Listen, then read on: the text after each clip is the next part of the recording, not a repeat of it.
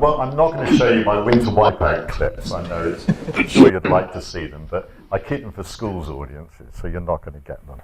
Okay, it's a great pleasure to be here, quite slightly daunting, particularly in view of the wonderful talks we've heard today about the challenges and the opportunities presented in this area. I'm going to talk about, I suppose, the public interface of all these issues, about risks, about disasters, and so on. And I'm the Winton professor. Winton is a hedge fund, Winton Capital Management, who's endowed my chair, for which I'm very grateful. Now, the point is that I work at the sort of I'm a mathematician. I'm a statistician. I'm in the maths department. But I work at the interface of that analytic mathematical approach, the statistical approach, and people out there, of which we all are people, I think, most of us anyway. I'm not sure about some of my colleagues, but that's all right. So actually what a lot of I'm doing now is going to be talking about really is psychology, and I tend to work now with psychologists mainly. And social scientists working in this area emphasize the fact that we're talking about the public. There's no such thing as the public. There's publics, which I don't really like that phrase, but I've started to use it a bit just to make clear that if you're going to make any communication message, you really have to think about your sort of market segmentation. Who are you talking to? What are they able to take? And what do they want to hear? And the first thing is to realize that anthropology is really being used a lot now in risk communication. The idea of the fact that people form tribes, people come from different tribes, all the work of Mary Douglas based in Papua New Guinea and everything is really being used now in designing messages to go out to people when you know that their feelings about hazards and threats are influenced very strongly by their values, their culture, their experience, and who they trust in particular. There's well-established fright factors to do with why are people not concerned about radon in Cornwall when they are concerned about Fukushima or radiation leaks from a nuclear power plant, which are likely to be much less dangerous.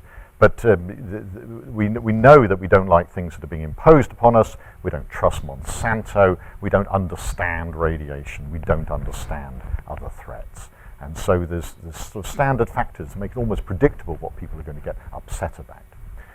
Trust is absolutely vital. It's more important than actually being certain. And that trust has to be developed before a crisis develops. The institutions that communicate, who's going to communicate, has to be a trusted figure. You can't just, try to gain trust after a crisis develops.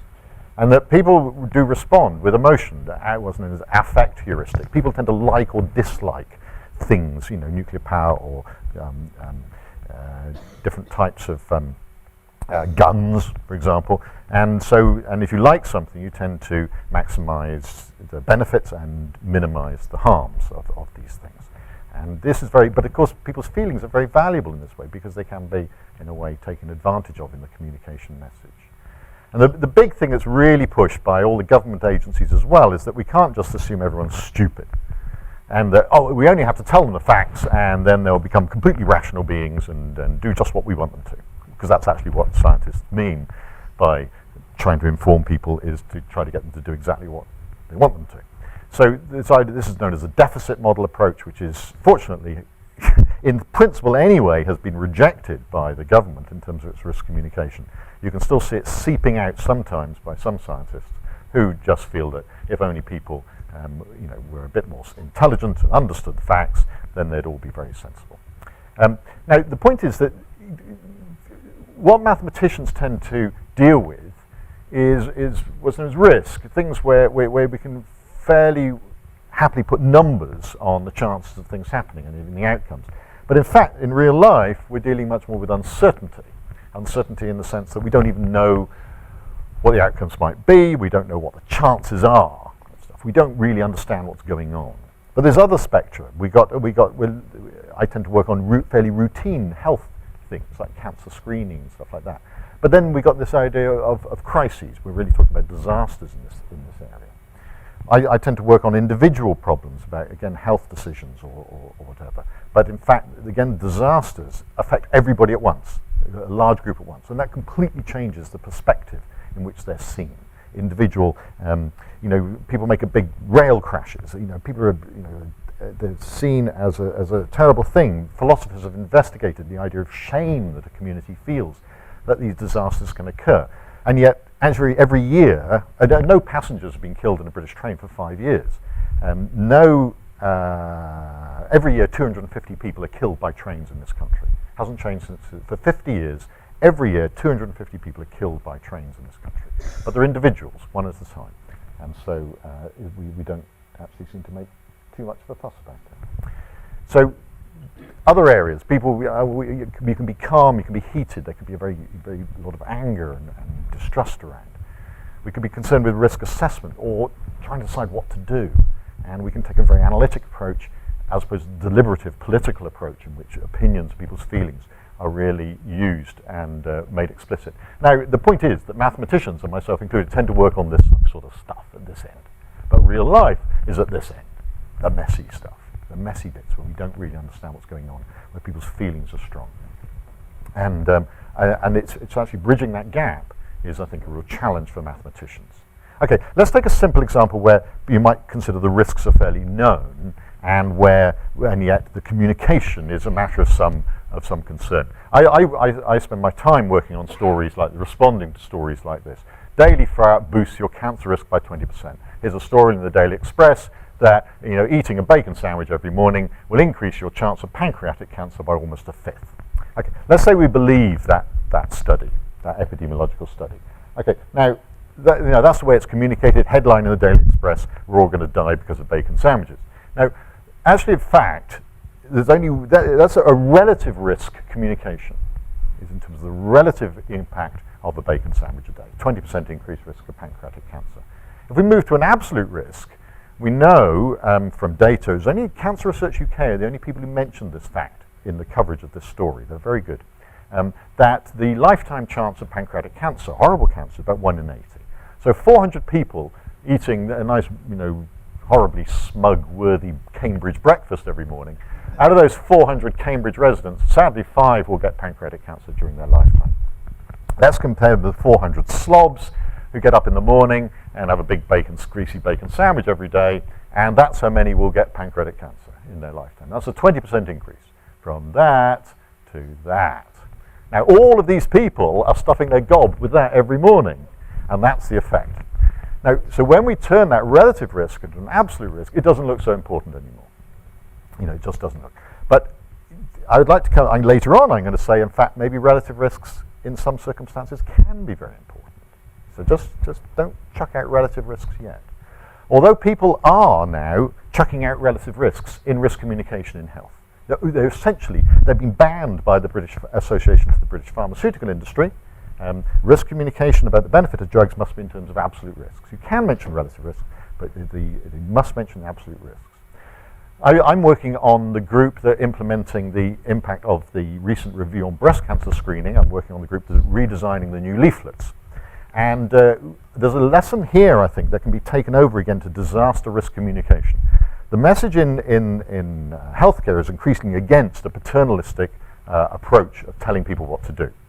The watchwords are shared care and informed choice, in which the benefits and harms of treatments are presented to patients. So the new cancer screening leaflets, quite remarkably, and I think a real innovation, will not make a recommendation to have cancer screening. That's the new leaflets won't. The accompanying letter will, but the leaflets won't. The leaflets will just present the pros and cons and allow people to use their own values and their own concerns to decide what to do, is the idea. Now, so this is a real innovation. Now, the ways in which that sort of information might be communicated, and I've been presenting some of these things to a citizens' jury on breast cancer screening. For example, it's like this. So I'm not saying this will go into the leaflet, but something like it will. Something like it. There were 250 women like you going along to cancer screening or being invited to cancer screening over the next 20 years. By the age of 80, 17 will have received treatment for breast cancer. And sadly, 4 of them would have died early. So 4 of them will die early from breast cancer. Sadly, that's out of 250. So, low absolute risk. However, one of those patients, the benefits of cancer screening is that one of those would have died if they hadn't been screened. one of the others would have died if they hadn't been screened. One would have died. So that's the benefits. But the harms of the cancer screening is that 3 of these people being treated would never have been treated if they hadn't been screened. They would have got cancer, but they would never have noticed. It wouldn't have hurt them, harmed them at all. What's known as overdiagnosis of overtreatment. So that's the benefit of screening out of 250 women, 1 having their early death from breast cancer prevented, at the cost of 3 out of 250 women being unnecessarily treated. The whole business, mastectomy, whatever, radiotherapy, the whole thing, unnecessarily. Now, of course, they'll never know. You'll never know whether you have been saved. You'll never know whether you've been overtreated. But statistically, that's the thing. Now, that's the kind of evidence now that will be presented to people and allow people to set their own thresholds. Okay, now I'm going to talk in a minute about how you might apply those ideas in disaster management. Now, this is all now an empirical science to evaluate these kind of messages. We can evaluate when we present information in different ways, whether people are interested, whether they can remember what they've been told, whether they feel engaged and empowered by what they do, whether it changes their behavior. And this is the really interesting outcome measure that's now being developed and recommended. Do they become more immune to anecdote? I think it's a lovely, because good risk communication should mean that people are genuinely using the best information and making an appropriate decision. Not necessarily just being influenced by what they saw on the last website, what happened, what their friends happened to them, etc., etc. That we should be trying to get immunity to casual anecdote and gossip, essentially, of which there's a lot, if you regard the internet as gossip. That's what, and that's now a recognised outcome measure in trials of different ways of risk communication. It's a really exciting time in this area. Okay, let's look at alternative metaphors. The standard metaphor is 250 people like you, or maybe 250 ways things might turn out for you, which I think is a rather nice metaphor. Now, we've already seen, actually, in the first talk, this graphic, which is known as the cone of uncertainty. The cone of uncertainty. And this is used by National Hurricane Center in Florida, or at least it was used in this form, as we saw in the last hurricane. We saw Ivan, I think, 2005. So this is Hurricane, which one's this? Rita, coming up here, going to hit, I think that's Louisiana. It's going to hit that, and the black line shows the most likely path, and the white represents a 2-to-1 chance. So it's 2/3 likely to be in the white rather than outside the white. Now, this graphic has in fact been criticized. People get absolutely fixated on the central line, and if they live there, they don't bother to evacuate, and then their house is flattened, and they complain.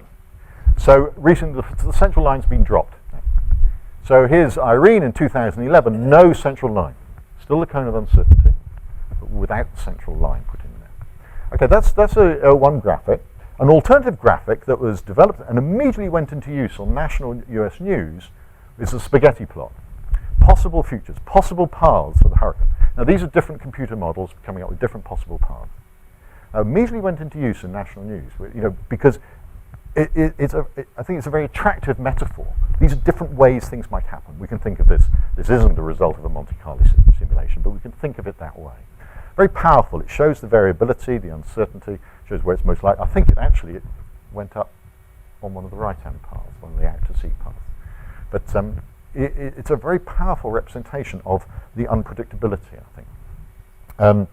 We can see that other representation. Of course, the idea of ensembles, of possible futures, is used absolutely routinely in weather forecasting, except of course we don't see it because they think we're too stupid to understand it.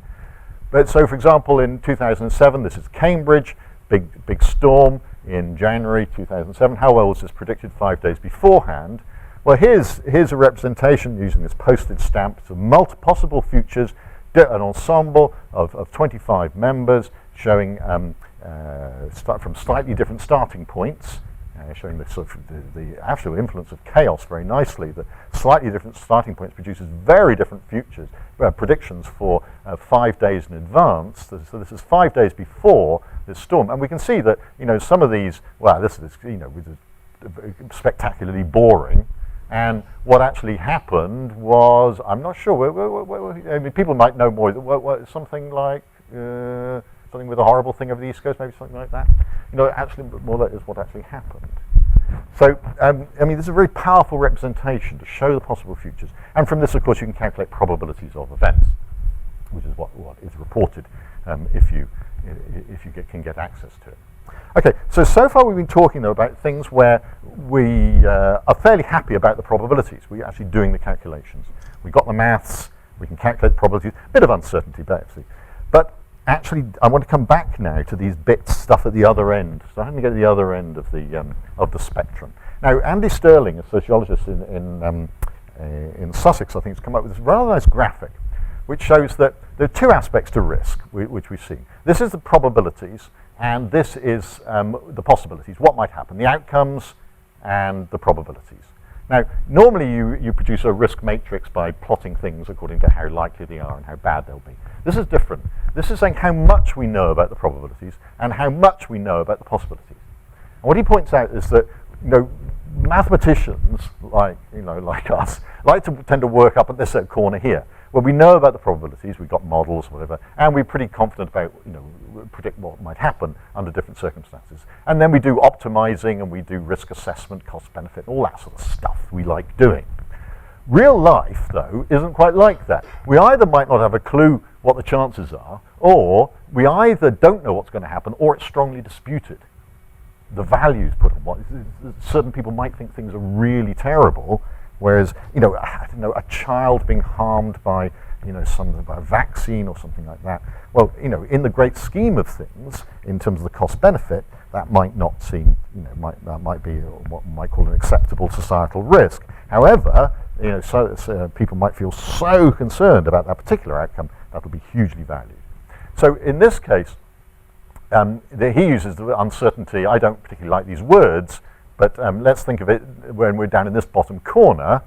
This is where we're talking about things that we've already heard about resilience, about adaptability, robustness, diversity, etc., which is down in the area where we don't really know what the chances are and we don't know what will happen anyway, which is actually what characterizes quite a lot of what we've been talking about today. So, and he emphasizes the fact that, there's no way, down here in particular, we're talking about very much more of a deliberative process where we take into account multiple viewpoints, both scientific and social, and that there's no single answer. We have to acknowledge that this is a political decision that's being made. Now, let's think about low probability, high impact events. This is the crucial thing we're talking about today. So like L'Aquila, why don't we talk about this? The scientists have been on trial, the seismologists who have been convicted in Italy of because of the statements that were made a few days before the L'Aquila earthquake, which then went on to kill 300 people, who felt they'd been prematurely reassured by the scientists about the low risks of the earthquake. Now it seems to be a situation where, in fact, the probabilities increasingly can be calculated. And there's been a report that was actually commissioned by the Italian Civil Protection Agency, a very nice report that's been published, freely downloadable, on operational earthquake forecasting, that really puts forward a whole agenda for how earthquake forecasting should be done in the future. And in particular, they emphasize the fact that you should construct probabilistic forecasts based on models, which are becoming increasingly sophisticated. However, that any forecast made will very rarely be high enough to warrant a mass evacuation, for example. We're always going to be talking about low probabilities, even if they're higher low probabilities. And so actually, now we're getting back to the idea that maybe relative risks aren't so bad. If you can never get a high relative absolute risk, maybe we do have to communicate both the absolute and relative risk to allow people to apply their own values, their own thresholds, their own attitudes to caution. Because we're not going to tell people what to do. We can't. And this is a really interesting area, I think. There's a very nice paper that I've got hold of by Gordon Wu with Risk Management Solutions, who are one of these companies that flog their catastrophe models to everybody. And one of the authors of the report that I just showed, they discuss this about how you can deal with this. And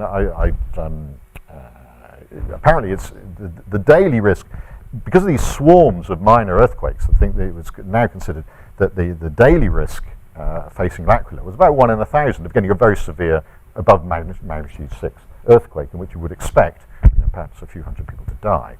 Now this is still a very low absolute risk. It's high relative, maybe 100 times higher than the actual background risk. So we've got a high relative, still very low absolute risk. Now, what do you do with that information? The crucial thing is that you have to communicate that information. That we are in a situation where, and they did, looking at the sort of things that were said by the scientists anyway, not necessarily the civil protection officials, that's essentially what they tried to communicate. It's high relative, but still low. Not all scientists. There were some, in this field, maybe in other fields, there were some in-group respectable scientists and the other scientists. Oh yeah, no, exactly, because they were, the civil protection was wanting to counter the claims that had been made by the amateur scientists. Exactly. It was a highly political area, very, very delicate indeed. But what Wu and Masaki sort of emphasize is that the possible responses short of mass evacuation, if you do give this information, it might be increased vigilance to make more care, preparedness in terms of the supplies you've got, whatever.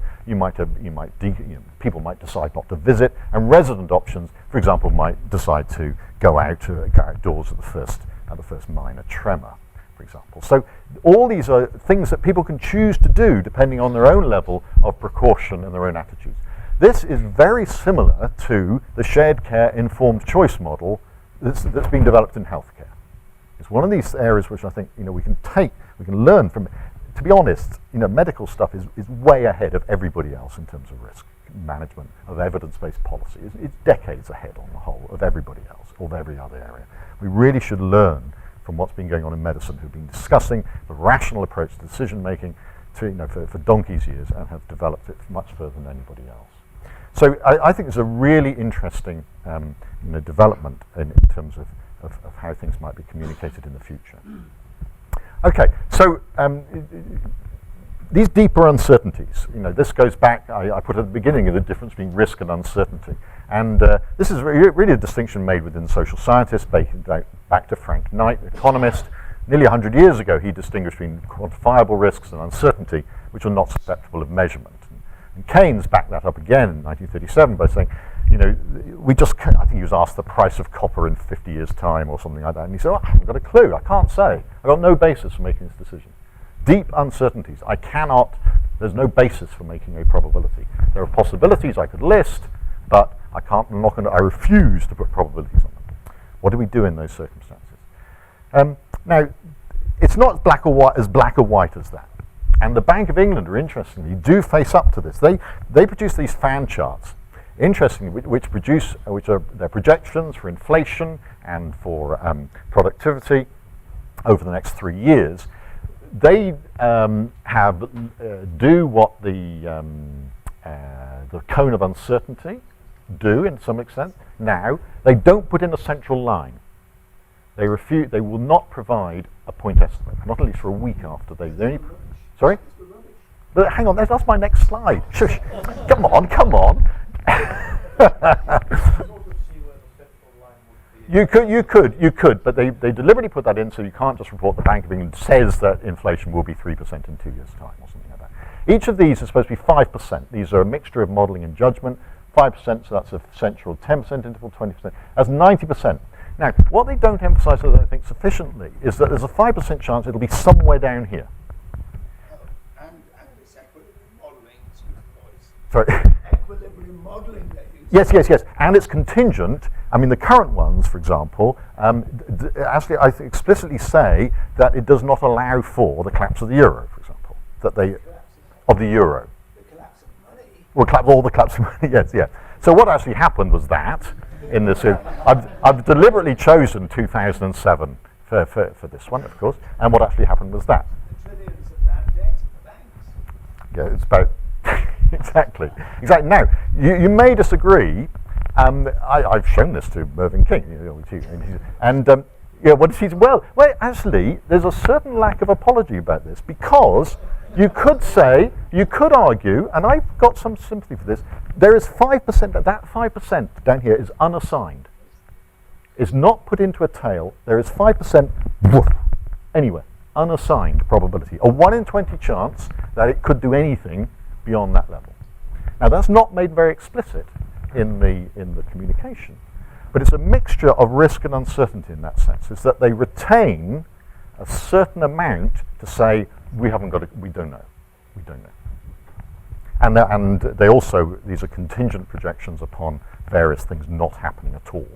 So this is a highly contingent fan that deliberately excludes certain possibilities.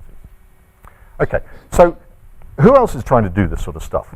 Allowing for the vaguenesses, our uncertainty. The UK national, who knows about there's the UK, do people know there's a UK National Risk Register? Who knew about this? Yeah, a few people did, yeah. I think it's great, but deliberately it's unpublicised. They make no attempt to publicise it at all. It's a real shame. I think it's a really nice piece of work. Yeah, but... Yeah, exactly. Who has seen it? Who knows about it?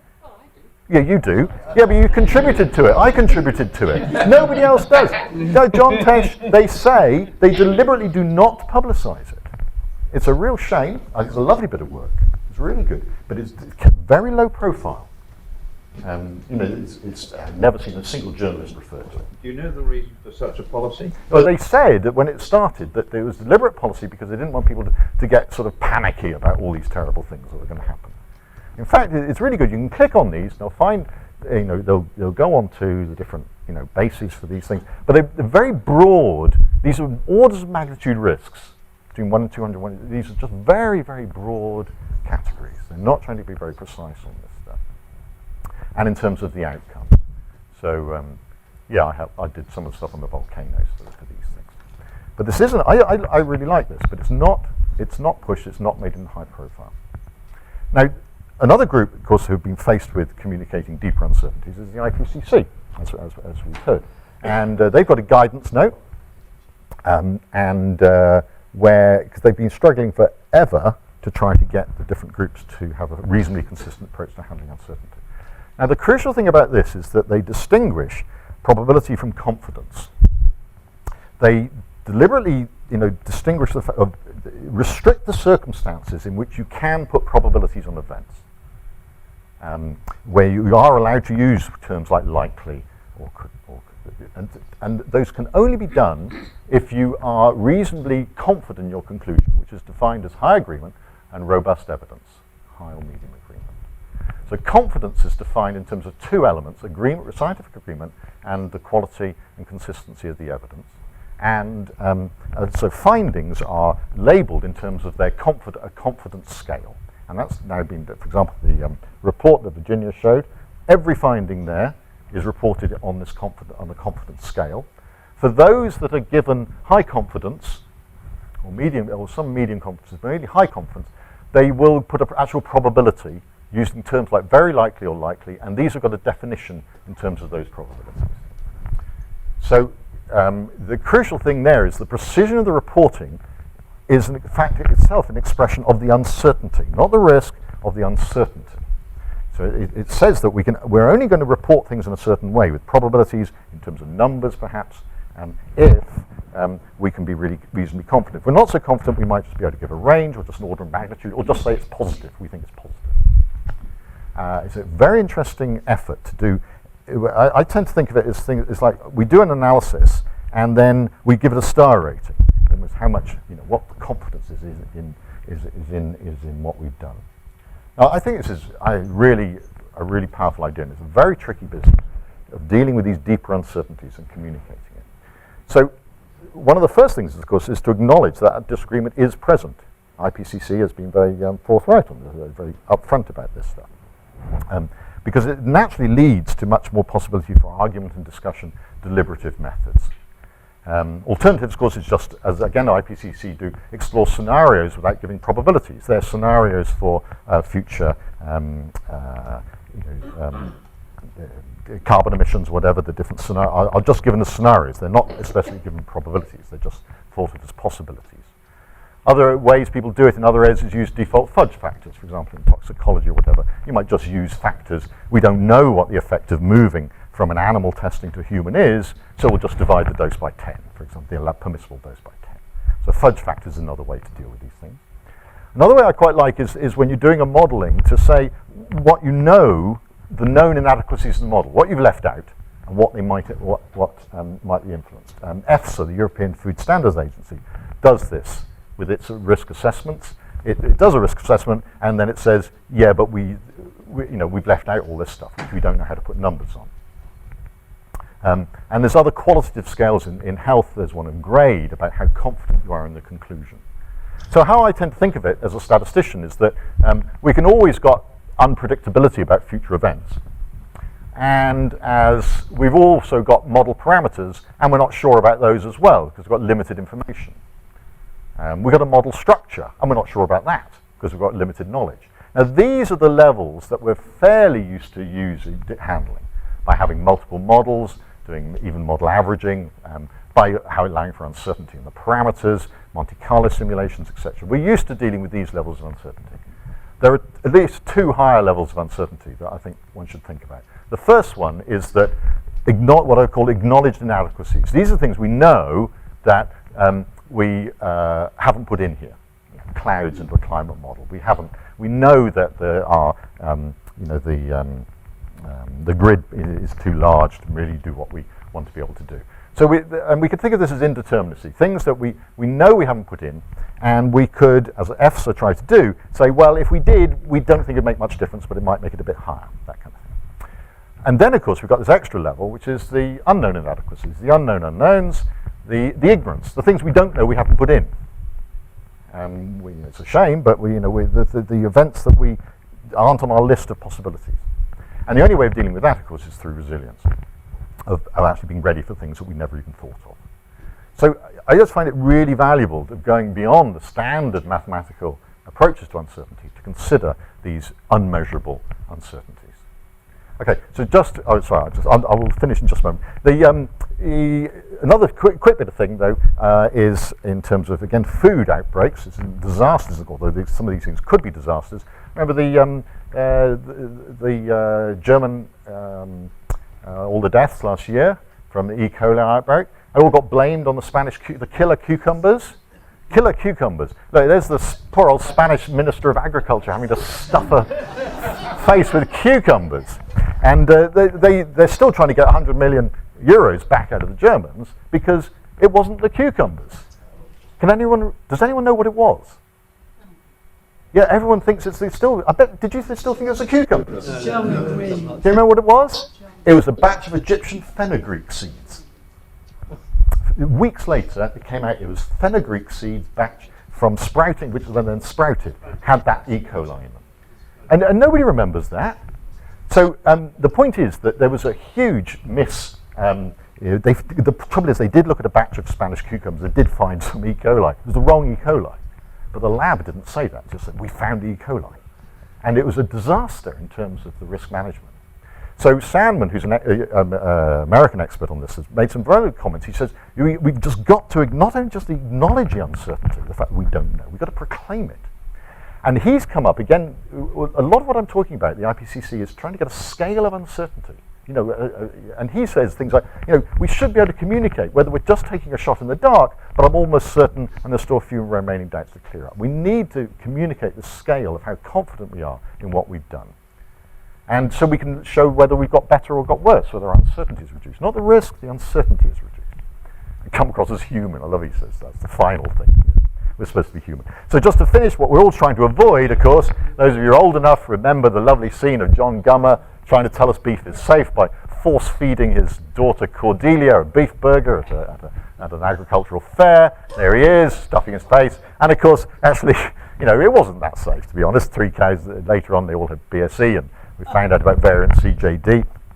Actually, it goes beyond that, though, because modern forensic analysis of the photograph reveals that that is not the bite mark of a 4-year-old girl. Okay, so thank you very much. Thank you.